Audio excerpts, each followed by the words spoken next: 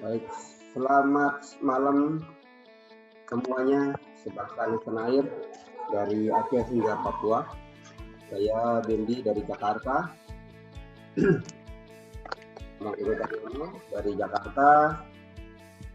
Di dalam malam hari ini kita akan membahas, setelah kita 2 kali kita membahas tentang corona, dan malam hari ini kita akan membahas tentang penyakit tuberkulosis, di mana penyakit ini cukup juga mematikan dan jutaan orang terinfeksi setiap tahunnya, ya, jutaan juga. Bukan kalau di Indonesia, ya, jutaan terinfeksi. Dan pembicara yang malam hari ini itu adalah Dr. Didik Suharsoyo.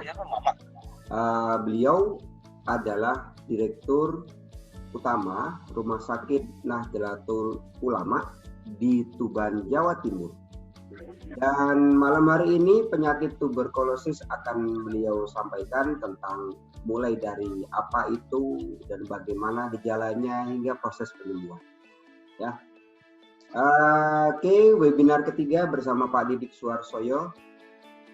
Hari ini hari Rabu tanggal 25 Maret tahun 2020. Selamat malam Pak Didik Suharsoyo. Pak Didik. Malam, Coach. Yes, terima kasih Pak Didik. Pak Dr. Didik, kawan-kawan sudah hadir dan kita akan mulai segera. Pak Didik bisa siapin slide-nya, silakan. Siap.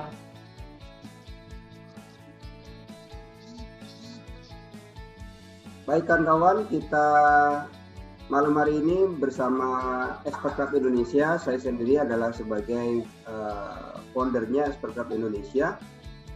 Kemudian juga bersama Bapak Sahid Sumitro, Gus Sahid, beliau adalah dari Aksi Training and Consulting Surabaya. Nah, kita berdua adalah sebagai fasilitator di webinar malam hari.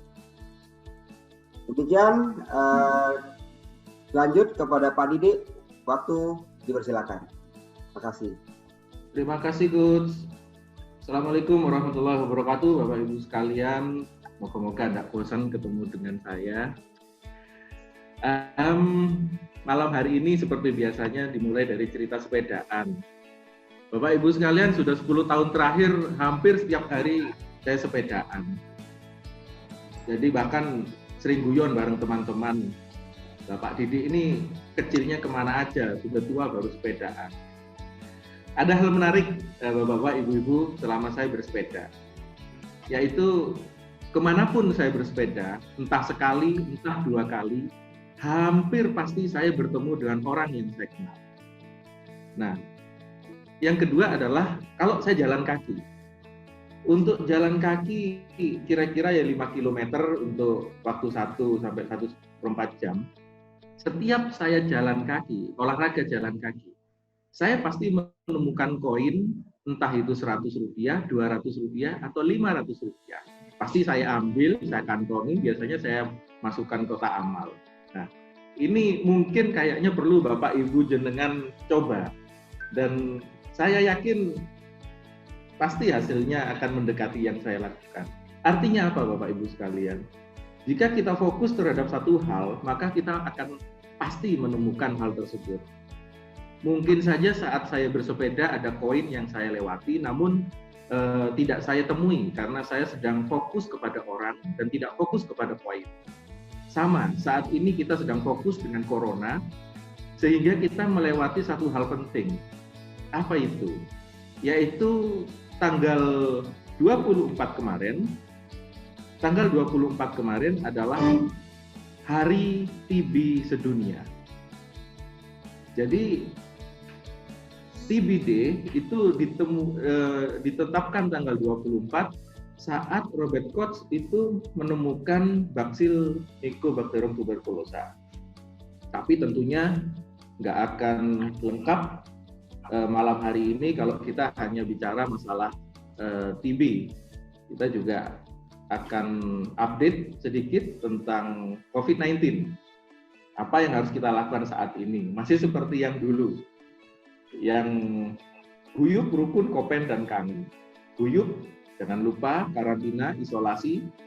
Yang kemarin social distancing, sekarang lebih keren namanya physical distancing. Jadi fisiknya yang diatur keberadaannya, jaraknya, tapi secara sosial kita tetap terhubung seperti malam ini. Kemudian rukun, screening dan tracing. Ini yang sudah dilakukan pemerintah, cari ODP, dites. Kemudian kopen, sarana pelayanan kesehatan, SDM-nya, APD-nya harus kita tata. Kemudian kangen, melibatkan hati, bahwa yang dilakukan bukan hanya untuk diri sendiri, namun juga untuk orang yang kita sayang. Dan Bapak Ibu sekalian, ada hal menarik yang akan saya sampaikan malam ini, yang sebetulnya minggu kemarin sudah saya sampaikan, yaitu tentang meningkatkan imun. Bahwa imun kita akan semakin kuat jika hati kita senang, ceria. Dan salah satunya dengan humor. Dan beberapa hari ini, ya sebetulnya ini masalah, tapi untuk meningkatkan imun kita, ya kita anggap aja ini sebagai humor. Apa itu? Nah, ini tentang pasien corona yang kabur dari rumah sakit, kemudian polisi bubarkan kerumunan warga. Ya ini sebetulnya masalah serius, tapi karena masyarakat kita juga kita harus sadari sedemikian kesadarannya, ya kita harus maklumi daripada kita kemudian jadi stres dan hormon kita dan imun kita kemudian menurun. Ini juga bikin geram, hand sanitizer di Rumah Sakit Panti Rapih Yogyakarta dicuri. Tidak hanya di Panti Rapih Yogyakarta yang dicuri, di DKI juga. Bahkan di Tuban, kota kecil juga dicuri hand sanitizer. Di rumah sakit kami juga kehilangan hand sanitizer. Mungkin karena harga hand sanitizer dan masker memang sedemikian mahal dan langka. Kadang-kadang kita sudah transfer uang tapi barangnya tidak dikirim, atau dikirim tapi barang bekas pakai. Dan sering juga kami di rumah sakit dijanjikan PHP, janji dikirim tapi tidak pernah dikirim. Ya kita hadapi dengan senyum saja kalau kayak gitu. Mau gimana lagi? Kemudian ini lagi, rumah sakit rujukan butuh ribuan alat pelindung diri. Stok darah di PMI. Loh ini, stok darah di PMI Semarang tersisa hari ini saja, segeralah berdonor. Kebetulan saya juga aktif di PMI. Dan memang di Jawa Timur juga darah kosong, mekanisme dropping, biasanya daerah-daerah yang kekurangan stok darah biasanya minta dropping dari beberapa center PMI yang lebih besar seperti Surabaya, Malang, kemudian Sidoarjo. Ini sama-sama kekurangan darah. Rata-rata PMI di Jawa Timur hanya mampu memberikan atau menyuplai stok 30%-nya saja. Kemudian sistem pengambilan darah juga yang namanya mobil unit juga banyak ditunda karena beberapa perusahaan juga sudah banyak yang work for home. Kemudian donor di kantor PMI juga minimalis. Dan terima kasih Pak Yusuf Kalla kemarin minta bantuan dari TNI, Polri untuk keberlangsungan ketersediaan darah ini.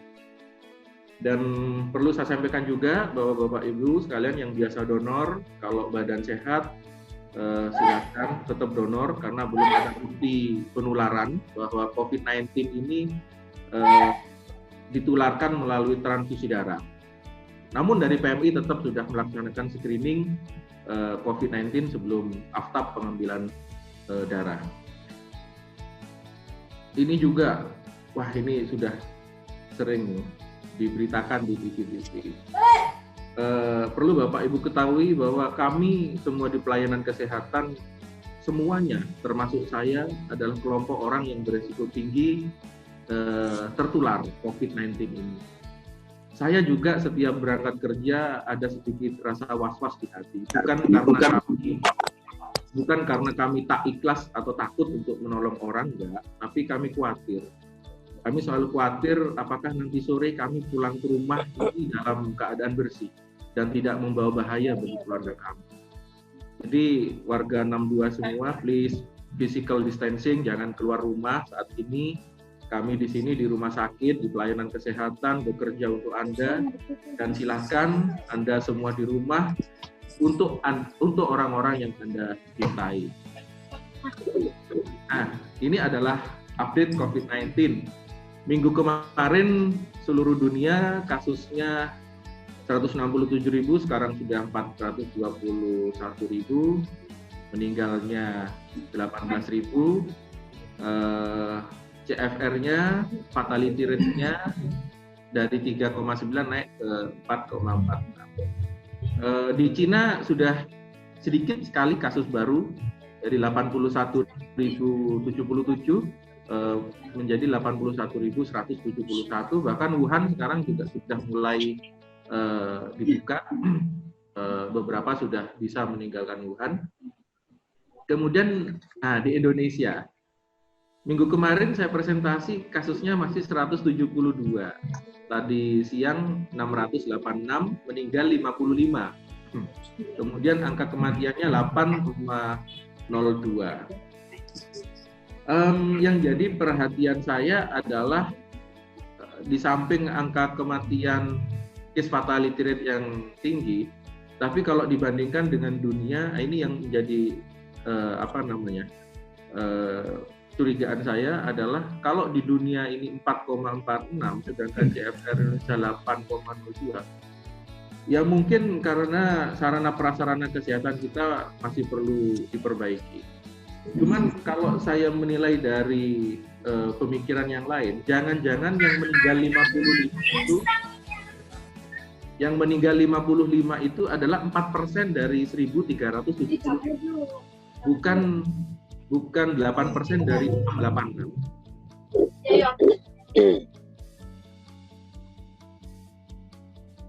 Itu adalah 4% dari 1.375, maka 1.375 dikurangi 686, ada 689 atau 690 orang yang sebetulnya positif, tapi kita tidak tahu di mana orang itu berada. Itu yang perlu kita waspadai. Kemudian yang kedua, beberapa sudah mewajibkan untuk hati-hati terkait dengan mutasi dari virus ini. Kemudian ada juga yang sudah menjelaskan bahwa yang dulunya hanya droplet kemungkinan akan menjadi airborne disease, di mana virusnya bisa melayang-layang di udara kemudian hinggap di tempat yang dia sukai, seperti halnya kuman TB yang akan kita pelajari malam hari ini. Ini adalah simulasi profil epidemi COVID-19 berdasarkan kurva Richard. Ini di Indonesia. Jadi Indonesia mulai epidemi di awal Maret, dan diperkirakan akan mencapai puncak epidemi di akhir Maret dan akhir epidemi di pertengahan April atau akhir April 2020 dengan kasus maksimal 8.000. Saat ini kasus masih berkisar di antara 600-an dengan jumlah kasus terbesar ya 680, dengan jumlah kasus terbesar 600 kasus baru per hari. Jadi, hubungannya dengan TB apa? Ini dia. Bahwa kematian yang terbanyak itu adalah 1 pada orang tua, 2 yang daya imunitasnya rendah, kemudian yang ketiga yang ada penyakit penyerta. Yang penyakit penyerta terbanyak adalah cardiovascular disease, diabetes, dan chronic respiratory disease. Termasuk di sini adalah tuberkulosis. Nah, Bapak-Bapak, Ibu-Ibu sekalian, 24 Maret adalah TB Day. Biasanya setiap tahun kami memperingati TB Day di rumah sakit, tapi kali ini semua rumah sakit sedang mempersiapkan diri untuk melayani pasien-pasien yang terkait dengan corona. Tapi karena malam ini kita bicara tentang TB, mari sekejap 1 jam ke depan kita fokus untuk TB, di mana di TB Day 2020 ini temanya adalah it's time to end TB. Waktunya untuk menemukan suspek TB, kemudian screening, kemudian mengobati TB, kemudian sosialisasi bahaya TB, kemudian mengakhiri stigma negatif tentang TB, dan penguatan program edukasi dan peningkatan kesadaran penyedia layanan kesehatan. Sebetulnya sejarah tuberkulose itu dimulai sejak peradaban manusia itu ada. Ditemukan kelainan tulang pada mumi di Mesir, kemudian ada juga pada mumi ditemukan perlengketan pleura. Jadi pleura itu adalah selaput yang menyelubungi paru, jadi pelindungnya paru, selaput pembungkusnya paru atau jaringan pembungkus paru. Ditemukan juga, ini ada rusak sedikit, ini adalah tulang paha atau humerus. Ini sebelah kanan terdapat lesi granulomatosa kalau di istilah medis yang diduga karena TB. Nah, ini dia perjalanan TB mulai secara sains diteliti. TB mulai abad ke-16 dengan TB dikenal sebagai Great White Plague atau disebut juga dengan tisis. Kemudian abad ke-18 Robert Koch menemukan bakteri Mycobacterium tuberculosa tanggal 24 Maret. Nah, sekitar 136 tahun yang lalu kalau nggak. Sehingga karena ditemukan Robert Koch, maka disebut juga dengan Koch pulmono. Nah, perkembangan pengobatan TB ini mencapai puncaknya pada abad ke-19 dengan mulai diperkenalkannya sanatorium oleh Hermann Brehmer. Sanatorium atau tempat peristirahatan untuk penyakit-penyakit kronis. Di Indonesia ada di Batu, Malang dulu, kemudian ada di Cilawu, Garut, kemudian di Yogyakarta itu ada di Pakem. Jadi perjalanan dari Jogja menuju ke Kaliurang, menuju ke Merapi itu kalau nggak salah. Kemudian 1913 Carlo Forlan ini memperkenalkan kolaps terapi. Jadi karena parunya itu bermasalah, maka parunya itu dikempesin. Kemudian 43 ada streptomycin ditemukan, ini sudah mulai antibiotik untuk pengobatan TB. Mulai dari ditemukannya streptomycin hingga ditemukannya etambutol di 1962.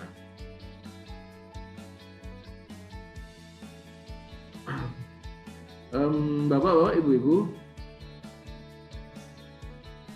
tuberkulose secara definisi adalah penyakit menular yang disebabkan oleh bakteri Mycobacterium tuberculosis.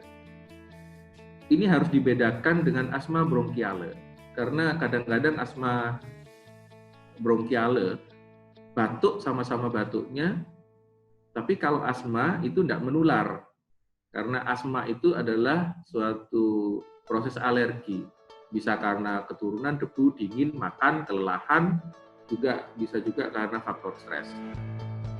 Tapi kalau TB adalah penyakit menular, disebabkan oleh bakteri. Penularannya melalui droplet dan airborne disease, atau melalui udara. Bakterinya berbentuk batang, kayak pisang gitu ya, dan tahan terhadap pewarnaan asam, atau disebut juga bakteri tahan asam. Jadi kalau ada bakteri kemudian dikasih warna asam, maka yang nggak tahan warna asam akan rusak, dan tinggal bakteri yang tahan asam aja yang tersisa. Kemudian dilihat di bawah mikroskop akan terlihat pisang-pisang tadi yang Mycobacterium tuberculosa. Cepat mati pada paparan sinar matahari langsung dan dapat menjadi dorman. Dorman itu istilahnya tidur, ngumpet dia itu. Kadang-kadang untuk suhu yang ekstrim yang tidak memungkinkan bakteri itu hidup, maka dia itu tidur. Hibernasi kalau misalnya pada hewan yang besar, dan begitu kondisinya memungkinkan maka dia akan aktif lagi. Tahun 93 WHO menetapkan bahwa TB ini sebagai global emergency. karena ternyata penyakit infeksi pembunuh nomor 1 di dunia adalah TB ini. Dan ini yang harus kita hilangkan, stigma tentang TB ini adalah disebabkan oleh keturunan, disebabkan oleh kutukan, disebabkan karena santet, dan ini masih banyak pasien-pasien. Padahal ini kita ada di Jawa, masih ada yang berpikiran seperti itu. Ini tugas-tugas dari kami untuk memberikan edukasi terkait dengan TB ini bukan penyakit keturunan, bukan disebabkan oleh kutukan, juga bukan karena disebabkan oleh santet. Bapak-bapak, Ibu-ibu, ini adalah daftar negara dengan penduduk penderita TB dan HIV, serta negara-negara dengan multiple drug resistant terhadap TB. Dan kita lihat Indonesia ada pas di tengah-tengahnya, pas termasuk ketiga-tiganya. Indonesia juga punya TB, juga punya multiple drug resistant, dan juga punya TB dan HIV. Dan data WHO di 2018 ada sekitar 1,5 juta orang meninggal karena TB. 1,5 juta. Sedangkan COVID-19 Indonesia masih 55. Termasuk 250.000 diantaranya adalah TB dan HIV. Dan memang tanpa bermaksud untuk meremehkan COVID-19 ya, namun ini adalah data real yang harus kita pahami juga terkait dengan masalah kesehatan dunia, bahwa selain COVID-19, negara kita ini juga ada masalah dengan TB, negara kita ini juga adalah sedang bermasalah dengan demam berdarah. Dan kalau kita lihat dari data dari WHO ini juga, every 3 seconds, setiap 3 detik satu orang penduduk dunia sakit TB. Dan ini mungkin prestasi Indonesia tapi yang kurang begitu menyenangkan. 64% penderita TB di dunia berasal dari 7 negara. India, Indonesia, China, Filipina, Pakistan, Nigeria, dan Afrika Selatan. Data lagi dari WHO, 1/4 penduduk dunia, saat ini penduduk dunia diestimasi 7,5 miliar terinfeksi TB, artinya lebih dari 2 miliar. Dan 480.000 MDR, jadi multiple drug resisten terhadap obat-obat TB. Dan ini diestimasi hanya 1/4-nya dari yang MDR TB, yang resisten terhadap obat TB. Nah, ini di Indonesia, setiap hari, ini data resmi dari Kemenkes, sekitar 274 orang meninggal karena TB. Insiden TB di Indonesia 319 setiap 100.000 penduduk, kasus barunya 558.000, 17%-nya MDR, dan kematiannya 40 orang per 100.000 penduduk. Sehingga di tahun 2017, 1,3 juta jiwa meninggal karena TB. Apakah pemerintah kemudian diam? Nah, ini data juga terkait dengan kasus TB di Indonesia. Pemerintah sudah sepertinya memang perang melawan TB sudah. Ini di tahun 2016 saja ada 30 juta US dollar. Berapa itu? 420 miliar. 2017 2 kali lipatnya sekitar 700 miliar. 2018 1,4 triliun dikeluarkan untuk perang melawan TB. Dan 2019 saya baca kebutuhan anggaran untuk perang melawan TB ini 4,7 triliun. Tapi dialokasikan dananya turun 2 triliun. Dari APBN, kemudian dari APBD, dan dari donatur luar. Dan memang dana 2 triliun itu dipakai sebagian besar untuk penanggulangan TB, kemudian obat, dan penguatan fasilitas laboratorium. Jadi memang kita harus perangi TB. Ya ini alasannya. sepertiga penduduk dunia terinfeksi TB, 1 penderita TB dapat menularkan kepada 10 orang di sekitarnya. Setiap 1 menit muncul 1 penderita baru, setiap 2 menit muncul 1 penderita baru yang menular. Dan 15 orang meninggal setiap jam akibat TB di Indonesia. Ya, ini harus kita pahami bersama. Dan MDR TB, multiple drug resistant TB, 1 dari 7 orang akan menjadi MDR, di mana pengobatannya akan makin sulit, makin lama, dan makin menyakitkan untuk penderitanya karena harus suntik gitu. Biayanya juga makin mahal dan prevalensinya juga makin meningkat.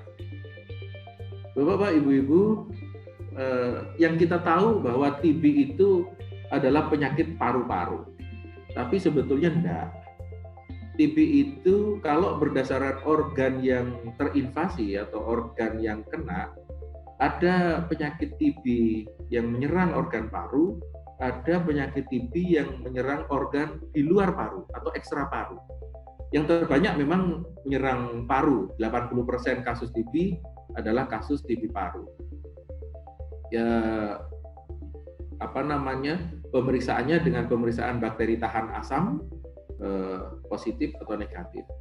Kalau yang ekstra paru atau di luar paru diklasifikasikan menjadi yang ringan dan berat.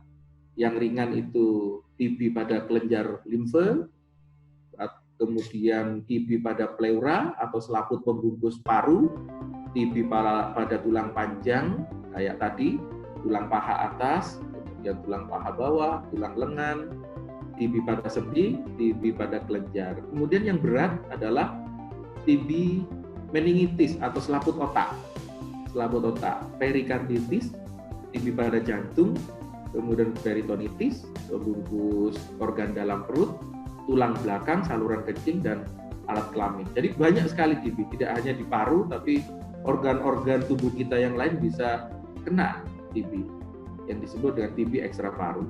Meskipun yang terbanyak adalah TB yang menyerang pada paru. Kemudian berdasarkan tipe penderitanya dibagi menjadi TB kasus baru. TB kasus baru ini adalah orang-orang atau pasien-pasien yang belum pernah berobat, pertama kali didiagnosa TB, itu namanya kasus baru. Kemudian kambuh atau relapse, dulu pernah berobat TB, sembuh, kemudian kambuh lagi, kemudian pindahan, biasanya pindah tempat tinggal, dulu mendapatkan pelayanan TB di Surabaya, kemudian pindah ke Jakarta, dilanjutkan di Jakarta untuk berobatnya, atau TB karena lalai, disebut juga default atau drop out, yaitu setelah 2 bulan berobat, dia tidak minum obat selama 2 bulan.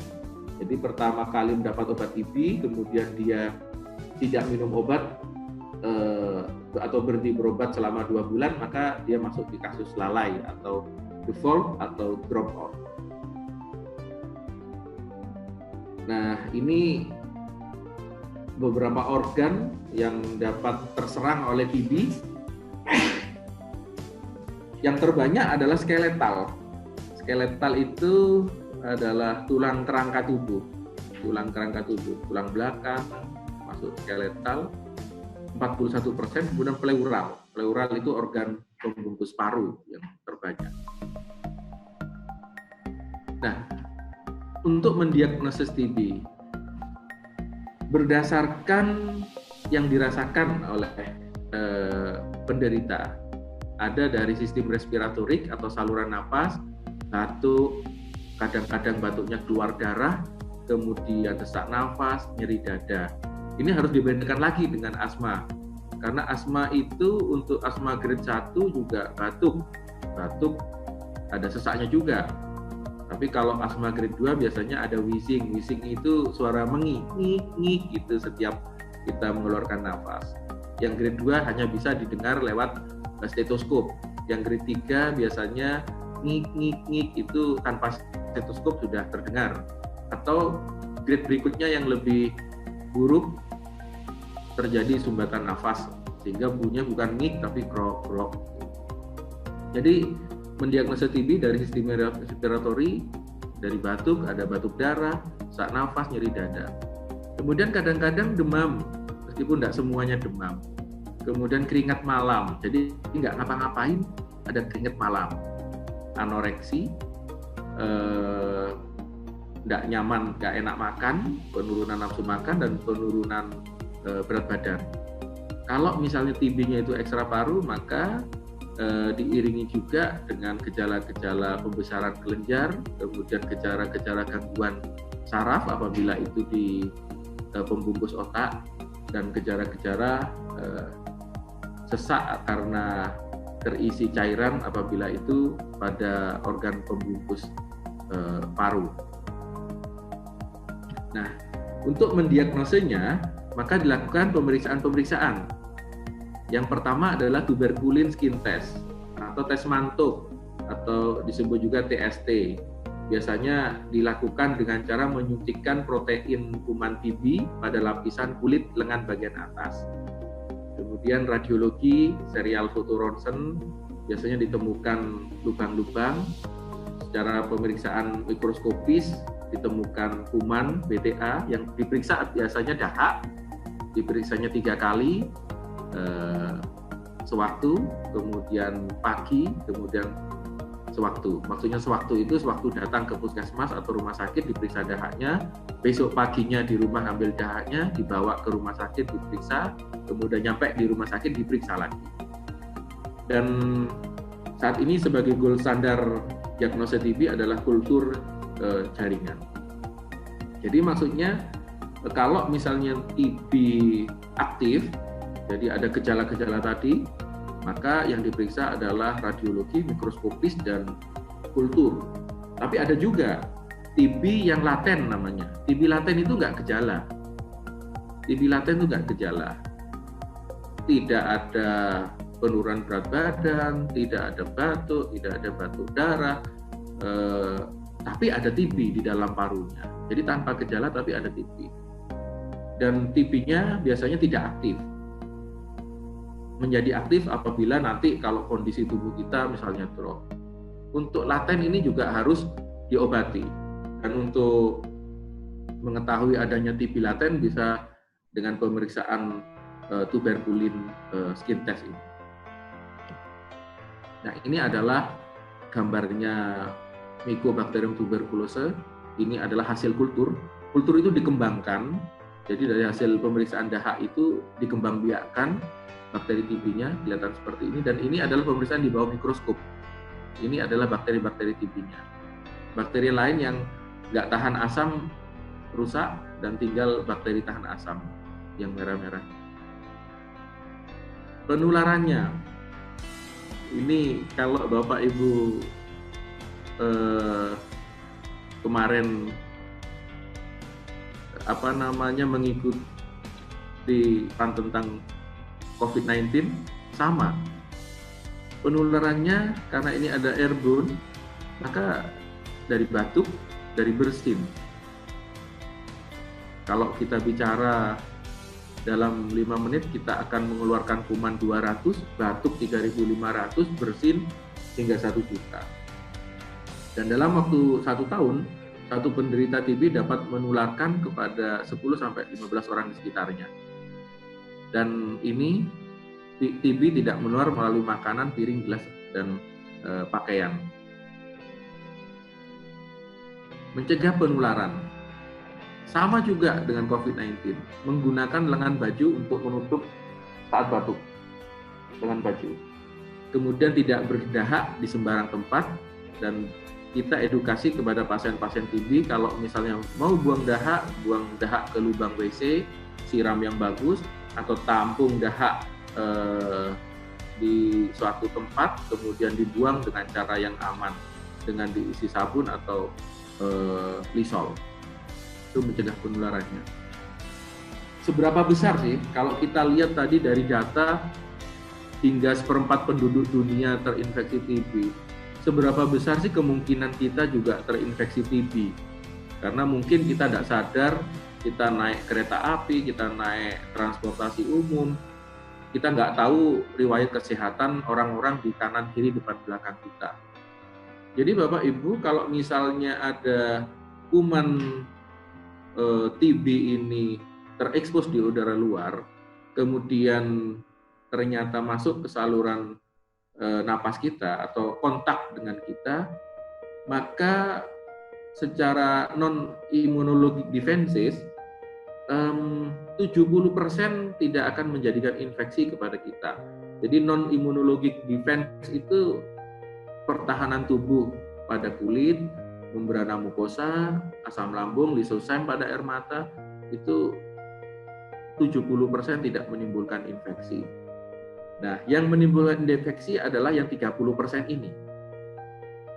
30% ini oleh sistem imun tubuh kita, yang 5% ya mungkin karena saat itu tubuh kita lelah, stres, kemudian sistem imunnya drop, ini baru akan berproses menjadi infeksi. Sedangkan yang 95% itu enggak. Yang 95% itu ada yang tetap dia tetap bertahan di dalam tubuh, kemudian nanti kapan-kapan entah sebulan, 2 bulan, setahun, late progression 5%, ada yang tetap bertahan di dalam tubuh menjadi TB laten. Jadi kalau misalnya Bapak Ibu pernah dengar dokter paru meninggal karena TB, dan banyak teman-teman saya, senior saya, guru saya, dokter paru meninggal karena TB, mungkin karena TB laten ini, karena kondisi beliau imunnya bagus, dulu saat kontak bolak-balik dengan penderita TB, ya sehat-sehat saja. Tapi sudah begitu sepuh, sudah kondisi imunnya sudah tidak kuat, tidak sekuat dulu lagi, maka yang laten ini berubah menjadi aktif. Nah, untuk pengobatannya ada 2 tahap. Biasanya pengobatan TB ini dilakukan dalam waktu 6 bulan. Jadi tahap 2 bulan atau 3 bulan pertama itu disebut dengan tahap awal atau intensif. Harus tiap hari minum obat. Tujuannya adalah menurunkan jumlah kuman, meminimalisir pengaruh kuman-kuman yang sebagian resisten. Dan kemudian setelah 2 bulan atau 3 bulan lanjut ke tahap lanjut untuk membunuh sisa kuman dalam tubuh, khususnya kuman yang persisten tetap berkembang. Dan harus minum obat secara teratur sesuai dengan anjuran dari tenaga kesehatan sampai betul-betul dinyatakan sembuh. Nah, kalau dulu harus minum obat macamnya banyak sekali. Ada rifampicin, isoniazid, pirasinamid, etambutol, serpomisin, ada 4 hingga 5 macam obat. Tapi sekarang dari berbagai macam obat itu sudah dibentuk untuk kemasan yang sangat praktis, yang disebut dengan kombipak. Ada 2 warna kombipak ini, ada merah untuk fase awal 2 bulan pertama itu, dan fase kuning untuk lanjutan setelah 2 bulan itu. Dan harus diminum secara teratur hingga dinyatakan sembuh antara 6-8 bulan. Apakah ada efek sampingnya? Karena sampai hari ini saya juga sering pasien yang periksa ke tempat kami, dok jangan banyak antibiotik, nanti saya budek, nanti saya penurunan berkurang, penurunan mata menjadi rabun, macam-macam. Untuk obat TB ini apakah ada efek sampingnya? Karena ini yang ditakutkan pada banyak orang. Pada sebagian kecil pasien ada efek samping ringan dan ada efek samping yang waspada. Yang ringan adalah tidak nafsu makan, ada mual, muntah, sakit perut. Itu biasanya disebabkan oleh obat-obat golongan rifampicin atau pirasinamid. Ada kadang juga nyeri sendi disebabkan oleh pirasinamid, dan kesemutan, rasa terbakar di kaki biasanya disebabkan oleh obat INH. Kalau gejala-gejala ringan seperti ini bisa hubungi petugas kesehatan. Biasanya nanti kalau ada rasa nafsu makan nggak enak, mual, kemudian nyeri perut, biasanya dikasih vitamin B6 atau piridoksin. Biasanya rasa-rasa seperti itu sudah berkurang. Kemudian harus waspada. Apabila terjadi gatal, kemerahan di kulit, biasanya disebabkan oleh pirasinamid, gangguan keseimbangan, muter-muter, kemudian vertigo, biasanya disebabkan oleh streptomisin, atau gangguan penglihatan, penurunan penglihatan yang disebabkan oleh etambutol, atau bisa juga kulit menjadi kuning. Biasanya obat-obat pirasinamid itu juga berpengaruh terhadap liver. Jadi ini adalah efek samping yang mungkin timbul pada TB. Kemudian karena pengobatannya itu lama, berlangsung 6 hingga 8 bulan, kapan kontrol? Ini pertanyaan-pertanyaan yang sering ditanyakan oleh pasien. Kapan kontrol? Nanti setiap pasien akan mendapatkan jadwal kapan kontrolnya. Tiap bulan akan mendapatkan jadwal kontrolnya di puskesmas atau rumah sakit untuk ngambil paket obat berikutnya, untuk melihat kondisi terakhir, untuk melihat kemajuan pengobatan, dan cek laboratorium ulang. Jadi cek laboratorium ulangnya berarti 4 kali. Pertama dulu waktu mau berobat untuk menegakkan diagnosa, kemudian yang kedua akhir bulan kedua, akhir bulan kelima, dan akhir bulan keenam.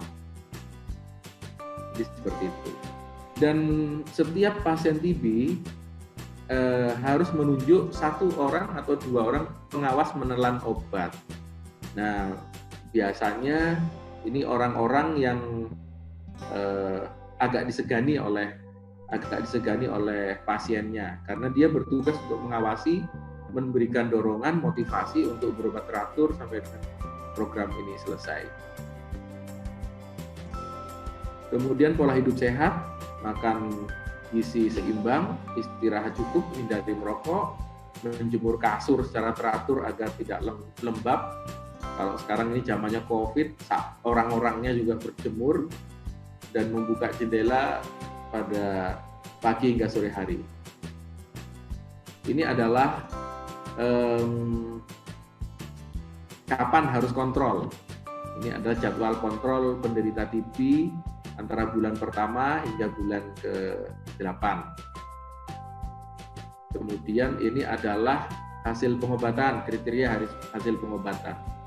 Jadi seorang pasien TB itu dinyatakan sembuh apabila hasil pemeriksaan laboratorium pertama itu positif TB, kemudian diobati, dan pemeriksaan laboratorium berikutnya adalah negatif.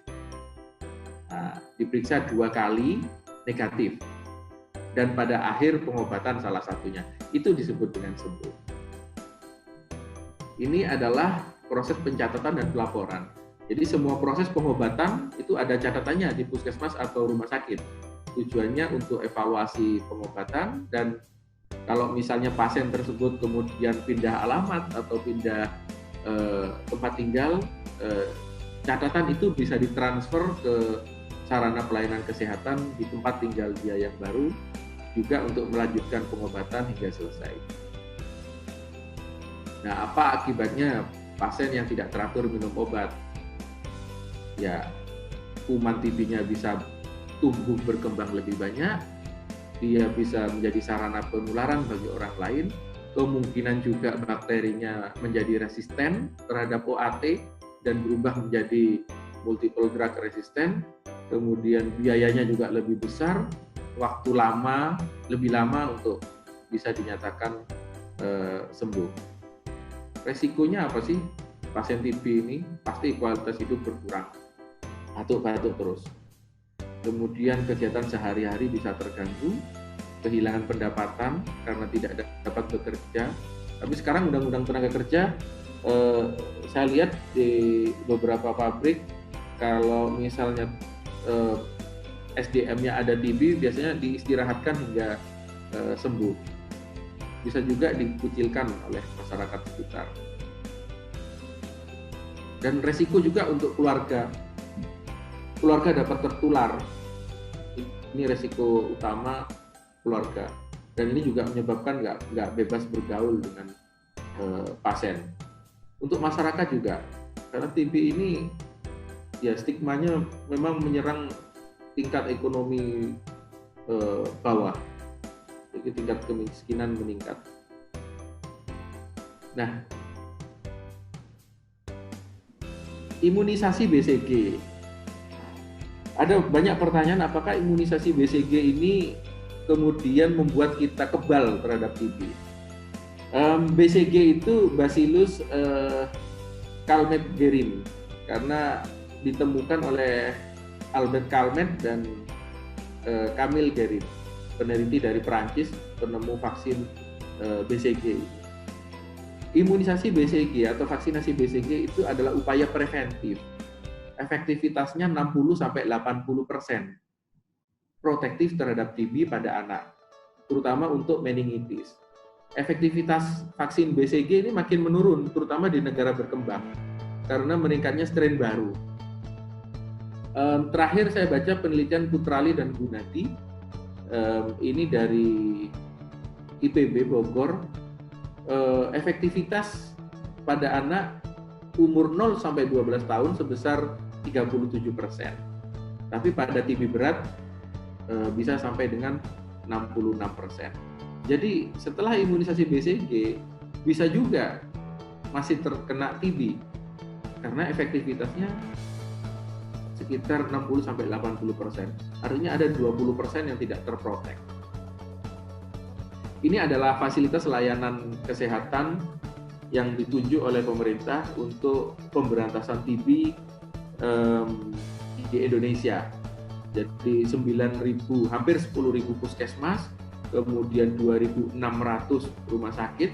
Rumah sakit kami juga termasuk salah satu rumah sakit yang ditunjuk untuk perang melawan TB ini, dan 11.000 dokter praktek mandiri dan klinik swasta. Dan saat ini juga ada bantuan 963 unit tes cepat molekuler untuk mendiagnosa TB ini. Jadi ini adalah program pemerintah, TOS TB namanya.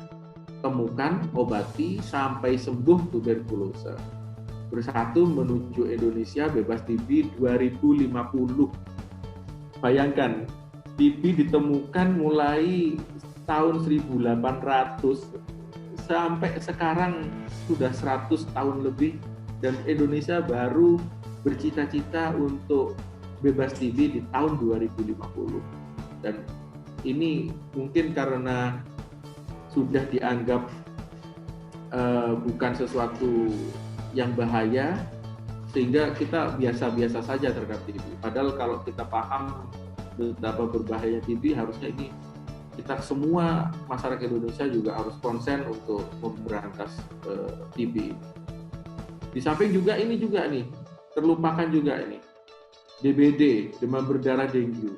Ini juga terutama daerah-daerah NTT ini sekarang menjadi sesuatu yang perlu diwaspadai selain virus corona. Saat ini sudah ada 17.000 kasus, kematiannya diam-diam sudah sekitar 66 kematian terakhir saya baca.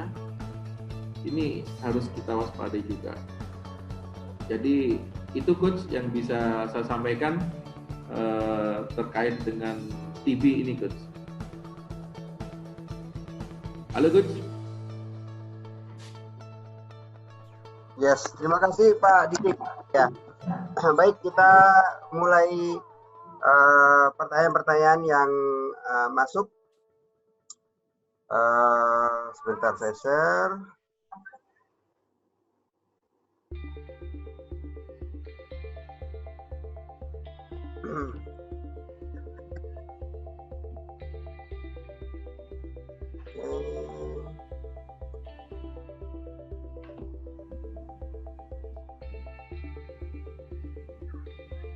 Baik.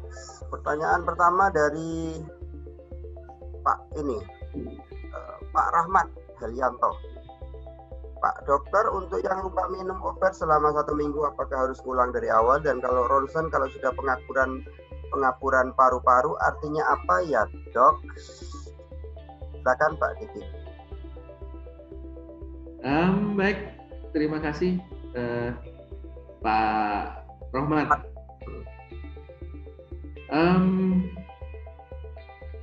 TB itu kalau misalnya diperiksa itu akan ada bercak-bercak berwarna putih. Jadi seperti koin, putih itu yang biasanya disebut dengan mungkin istilahnya pengapuran. Itu kalau TB. Sedangkan pneumonia yang saat ini sedang ngetren, kalau misalnya di ronsen maka akan terjadi perselubungan. Jadi harusnya paru-paru itu kalau di foto ronsen dada, paru-paru itu ada di sebelah kanan dan sebelah kiri, tampak berwarna hitam. Nah, kalau ada TB-nya berarti ada bercak-bercak putih. Kemudian kalau misalnya pneumonia akan ada parunya yang harusnya hitam terlihat putih. Nah, itu. Kalau misalnya TB dengan pengobatan yang teratur diharapkan paru-paru itu menjadi bersih, hitam. Jadi seperti itu. Meskipun ada bekas-bekasnya masih tampak, tapi sudah tidak seperti yang awal lagi.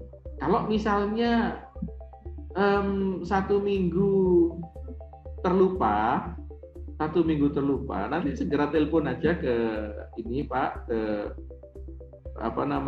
petugas kesehatan yang mendampingi, nanti akan diberikan tambahan obat karena harus ngulang lagi dari awal Pak.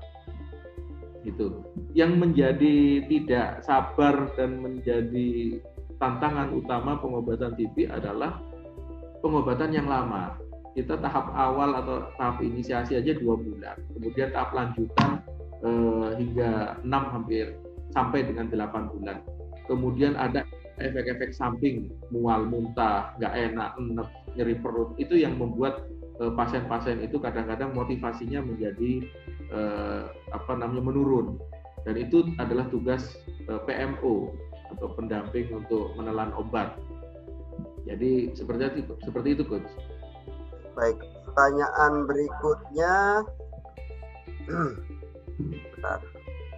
Pertanyaan berikutnya adalah tentang dari Pak Lilik Hadianto. Pak Lilik Hadianto ini nanyakan tentang seberapa efektifnya untuk pemeriksaan BTA sekutum, dokter? Terima kasih Pak Lili. Jadi BTA sekutum itu bisa hanya untuk TB yang aktif. Jadi kalau ada gejala-gejala batuk, ada batuk, darah, kemudian penurunan berat badan, ada panas, itu diperiksa BTA sekutum. Itu adalah pemeriksaan awal atau screening BTA sekutum dengan ditemukan bakteri tahan asam. Kemudian ada pemeriksaan radiologi atau ronsen. Kadang-kadang BTA-nya negatif. Kalau misalnya tidak ditemukan, maka tidak otomatis pasien itu menjadi bebas TB, belum tentu juga. Karena dokter pasti akan melakukan pemeriksaan gold standarnya, yaitu pemeriksaan kultur. Jadi kultur itu dari dahak, kemudian yang curiga untuk TB kemudian dikembangkan. Biasanya kalau ada bakterinya yang tidak terlihat oleh pemeriksaan mikroskopik akan terlihat beberapa minggu kemudian. Jadi seluruh pasien TB harus diperiksa radiologi atau BTA terlebih dahulu, itu sebagai screening kali. Kemudian terutama tadi saya sampaikan bahwa itu adalah untuk yang TB yang aktif. TB aktif itu ada gejala-gejalanya. Bagaimana dengan TB laten? Kalau TB laten itu tidak ada gejala karena mungkin TB-nya itu bakteri TB-nya itu tidur karena saat masuk ke dalam tubuh kita kondisi tubuh kita saat itu sedang kuat, maka dia dorman atau tidur, maka kan nggak bisa kita meriksa ria. Kalau diperiksa juga negatif riaknya. Kemudian di ronsen juga mungkin tidak ditemukan atau bersih parunya. Jadi diperiksa namanya tuberkulin skin test atau tes pantuk tadi untuk melihat ya ada TB laten apa enggak. Harus diobati enggak? Harus diobati juga TB laten ini karena berpotensi juga untuk menularkan ke orang lain. Baik, pertanyaan berikutnya dokter dari Pak Putu Gede. Kalau hasil lab mikrobiologi sputum negatif dalam direct BTA 1, tapi hasil radiologi diagnostik tampak infiltrasi paru kanan, bagaimana ini dok? Silakan dokter. Biasanya dokter tetap memberikan obat TB biasanya sputum negatif dalam direct BTA. Tadi sudah ditanyakan, tetap nanti dilakukan pemeriksaan di kultur benar-benar negatif apa enggak. Kemudian terkait dengan pemeriksaan secara radiologi, biasanya dokter akan tetap memberikan obat TB dan dievaluasi. Banyak kasus curiga TB, ternyata tidak TB, itu bisa terjadi juga. Atau kita tidak curiga TB tapi ternyata TB. Dengan pemeriksaan, dengan diberikan obat TB, dievaluasi 2 minggu, kalau misalnya radiologisnya kemudian menunjukkan hasil radiologisnya kemudian menunjukkan perbaikan, biasanya dilanjutkan obat TB-nya. Kalau enggak, biasanya diganti dengan antibiotik yang lain.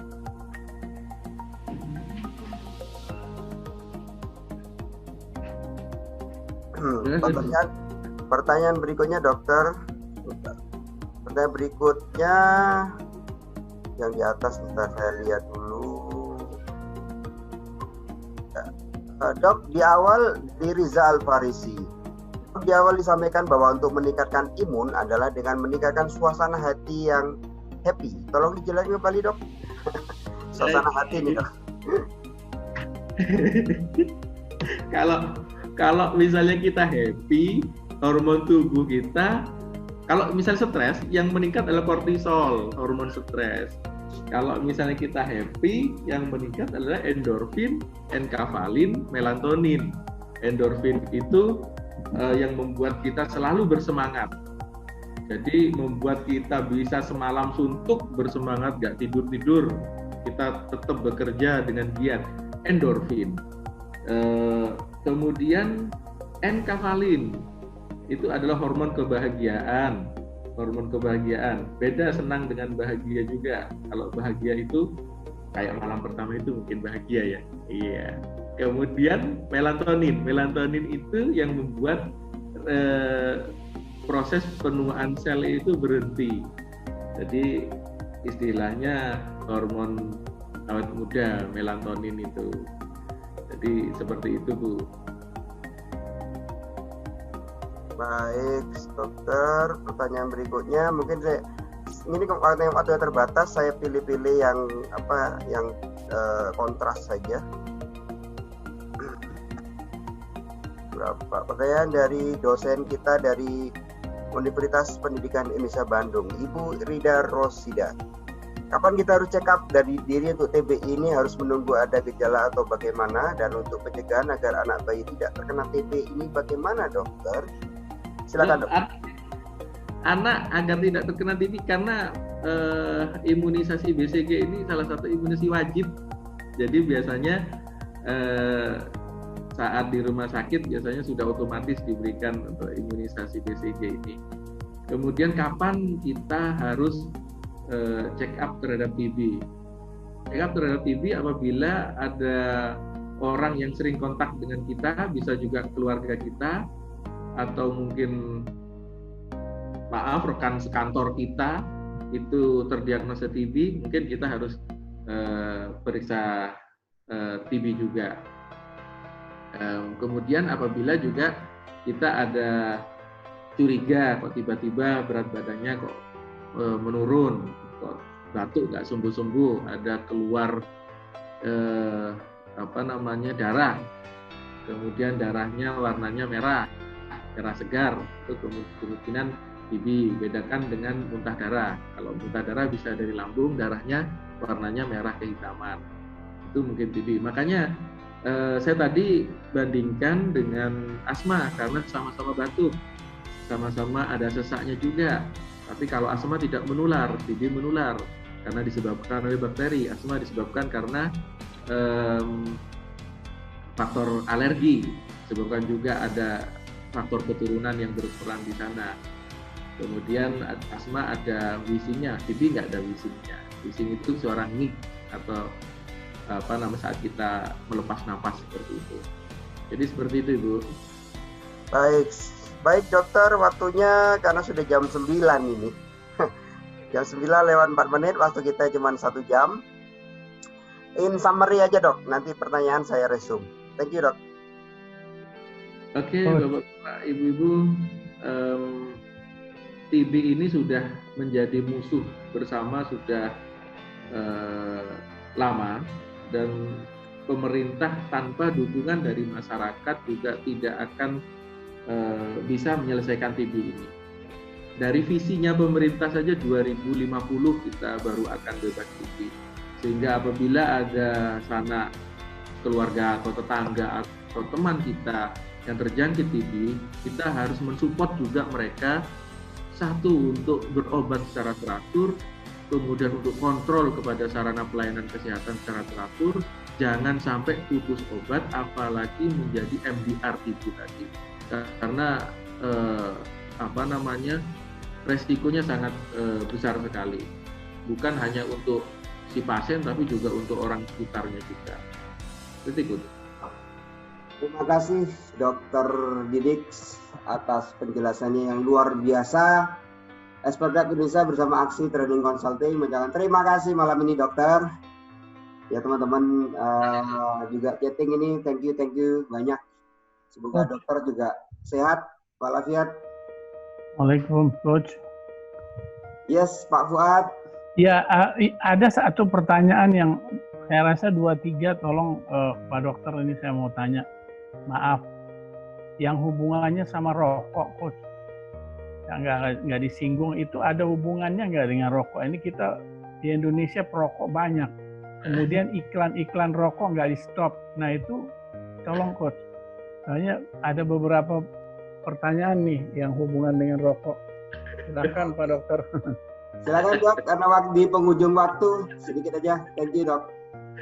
Iya, sudah disampaikan juga. Bahkan corona pun tidak boleh merokok ya, karena menurunkan imunitas tubuh rokok itu ya.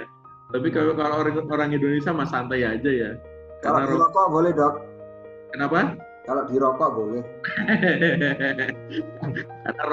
karena rokok itu tidak menyebabkan mati. Kalau mati ya tinggal ambil korek aja, dihidupin lagi rokoknya, selesai ya. Jadi kaitannya dengan imunitas gitu ya. Ya, menurunkan imunitas yang diketahui itu. Kemudian yang kedua, biasanya ada hubungannya dengan CA paru. Ya, CA paru. Kalau TB bukan disebabkan oleh rokok, TB disebabkan oleh Mycobacterium tuberculosis tadi. Jadi biasanya rokok ini mungkin hanya memperberat kerja paru gitu aja. Karena rokok itu nikotin dan sebagainya itu masuk ke dalam paru, sedangkan di paru juga sedang ada infeksi TB. Jadi bukan rokok penyebab TB. Tapi menyebabkan angka kematian yang cukup tinggi tadi, mungkin jadi penyembuhannya jadi lambat begitu, bisa nggak dikatakan demikian? Jadi kenapa TB ini menyebabkan kematian yang tinggi? Karena dengan adanya TB ini biasanya juga ditumpangi oleh beberapa penyakit yang lain dan kawan-kawan gitu ya. Ya betul. Jadi biasanya di rumah sakit kami, nggak cuma di rumah sakit kami, yang masuk ke rumah sakit biasanya HIV plus TB, kemudian diabetes plus TB, kemudian ada juga CA paru. CA paru itu karsinoma paru, kanker paru dengan TB. Jadi meninggalnya karena diabetesnya atau meninggalnya karena HIV-nya atau meninggalnya karena kanker, tapi ada TB-nya semua. Jadi seperti itu. Baik dokter, terima kasih dok. Ini webinar ketiga dokter Didik. Webinar sekalian teman-teman, ini banyak request lagi mau suruh bahas corona. Jadi corona sudah dibahas selama 2 kali webinar ya. Webinar pertama kita bahas corona, webinar kedua kita bahas corona, dan webinar ketiga kita coba bahas tuberkulosis. Baik, terakhir tapi bukan yang terakhir kali, saya undang Pak Syahid Sumitro give comment to us. Pak Syahid Surabaya, time is yours. Thank you.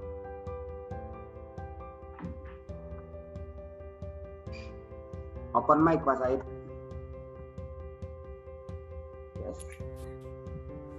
Ya, terima kasih Coach Bampi, luar biasa, kerjasama yang luar biasa antara Aksi dengan Expert Club Indonesia.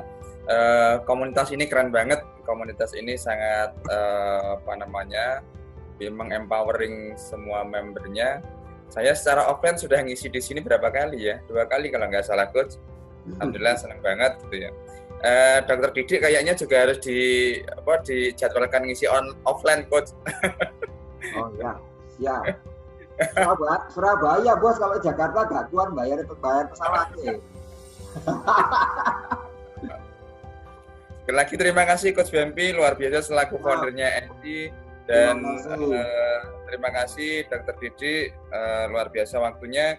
Tadi sebelum on air, online itu kita cerita Coach Dokter Didik itu barusan ngelepas semua mantel-mantel yang ada di tubuhnya Coach. Jadi ketika kerja itu pakai mantel jas hujan plus dibungkus lagi plastik yang panas banget katanya. makanya setiap hari tenaga kesehatan itu banyak yang mendoakan Coach. Oh gitu. Banyak mendoakan, termasuk mendoakan, banyak juga yang mendoakan mudah-mudahan masuk surga, tapi jangan sekarang gitu ya. Wah. Karena masih gitu ya. Ya, sekali lagi terima kasih Coach Bampi dan Dr. Didik, makasih berkah untuk semuanya. Terima kasih Gus Syahid Sumitro Surabaya, Aksi Training Consulting. Baik, kawan-kawan kita closing. Pak Didik, saya dari Jakarta ucapkan terima kasih, dan kita tutup sampai dengan hari ini, dan kita nanti webinar kesehatan di bulan depan. Tunggu kabar teman-teman, nanti kita akan bahas apa ya. Oke, terima kasih, tutup. Assalamualaikum warahmatullahi wabarakatuh. Waalaikumsalam, terima kasih semuanya. Terima kasih Pak Buat. Terima kasih. Matur nuwun Coach Bambi, matur nuwun. Dan dokter. Oh ya. Terima kasih Bu.